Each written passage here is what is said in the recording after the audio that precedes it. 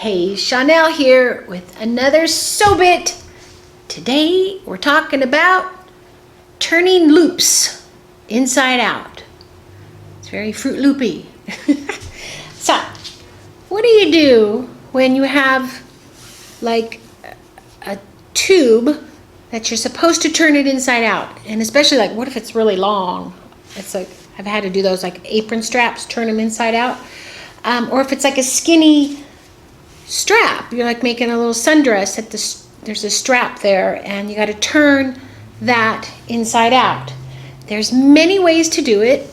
They're actually quick and easy and fun. I teach in my sewing classes how to make bows, and the little center part, the bow knot, is just a little short one. We turn it inside out with a safety pin, and it's all, this whole making bows is designed to show little parts of basics in sewing. So I'm going to do a little tutorial for you on how to turn these inside out using, there's a lot of tools out there on how to do this. We use this in our sewing classes, regular safety pin. And if you have a skinny one, we'll use this one. So you can always, even if you don't have your tools around or you just don't have them, this is amazing to use. But there is this. I got this from Clover. I actually never use this, but I was practicing and playing around with it today, and it's pretty fun. I'd like to give it to my students, but then if they don't have this, they won't know how to use this. So I have to kind of teach them the basics with that. But this is a easy loop turner. Doesn't look easy. There's also these things here. I had one of my students give me this years ago. All these little poles with like tubes, and they were so much fun. We were just turning loops in all day long. It was fun. And this is what came with it.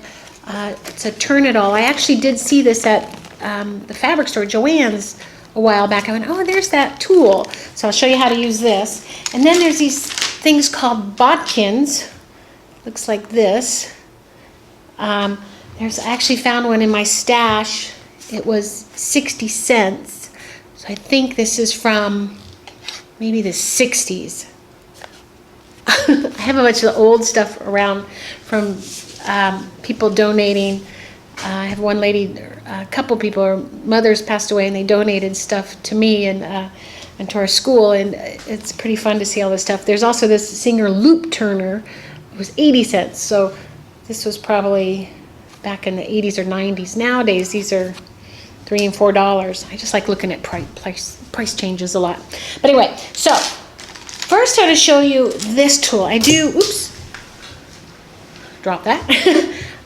This is pretty fun. So actually, it looks like this. It has a little pressing thing here. This is for another part. You can actually put elastic through here and draw it through a casing. I'm going to do a whole nother video on how to do that too.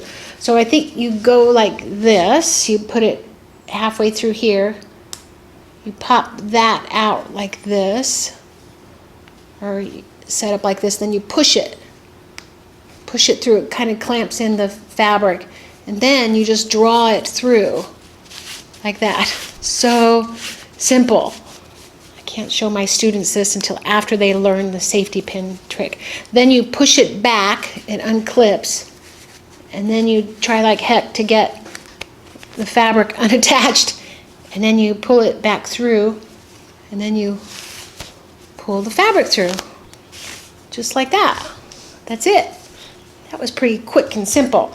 This is for a skinnier one, like a little, I think it'll work in one of these types here. First trick too is to stitch it here, reverse stitch on both ends, and then trim it close to the edge, or just do a 1/4 inch seam allowance, because the more bulk that's on the seam allowance, the harder it is to roll through.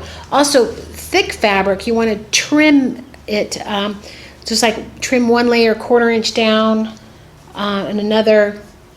It's called grading the seams. I did a whole SewBit video on this it was one of the early ones, like number 15 or something, trimming and layering seams. trim that, it also really helps it go through, because sometimes you'll have like a bulky one or stiff fabric and it's harder to get through. This one actually has a little stretch, this fabric. Now, probably wondering how these safety pins work. Safety pin, here's the tube. I'm going to turn this back inside out. It's like magic. Actually, when I show my students this, they think it's like magic. They go, wow. So I'm like, oh, okay. So safety pin, outside of the tube to the inside, like this. So it's going outside to the inside.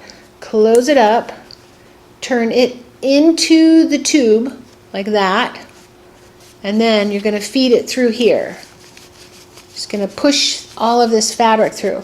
What most people do is they go all the way to the end and they get this big clump right here, and then it's hard to roll back over. What I do is I roll the fabric over it while I'm going like this, and then you feed it through some more, roll it back over, feed it some more, roll it back over, and then you just pull it out like that. Ta-da! And now I turn it inside. It's back to where it was. Ta-da! And now for my next trick. Now I have another tube here. That's I'm going to show you the tube part. You have to sew a seam across it right here, and then I trimmed out in the corner right here so it's not so bulky, and then I trimmed that other part and right here so that that helps it. How these tubes work, see this tube here, is you put it inside the tube, and this works even for really long tubes. You just drop it in like that, so it's right there. Then you get a dowel or stick. We actually use these chopsticks a lot in our sewing classes. That's for, like, instead of point turners, we love these. So actually if I use this and I put it through here, I'm going to go like that, and you just push it up through here. That didn't, oh, there it is. Ta-da! And then it comes out the other end. Then you take the chopstick out, pull this, and that came through. Just, that was so quick and easy, it's crazy. Then the end of it is always a little bit rounded, and you take the chopstick and then you just poke it through like that. Ta-da! And there is your strap, or whatever it's going to be, some whatever tie. In sewing, there's a lot of these out there. Then let's see, we also have, I have this little tube here. How do you get that through? There's this bodkin, that was that little 60-cent piece. There was, this one is one I had in my stash, and it's about the same, I guess. I've had this for a while, never use it because I always just use the safety pins. And I sewed across this end here too. And so now you got to get it started. You got to put it through here. You got to, I think the hardest part is getting it started. Yeah. Normally I would put it on the table, so but I have to show you this way. So I got it clumped under there. Just going to push that through, and then you just push it through like that. And before I get it all out, I'll just get the ends like that, pull that off, turned inside out. This is a bias piece right here. I turned it inside out. Ta-da! Pretty cool. And then we have the little safety pins too. You can also do, like, this is another small one.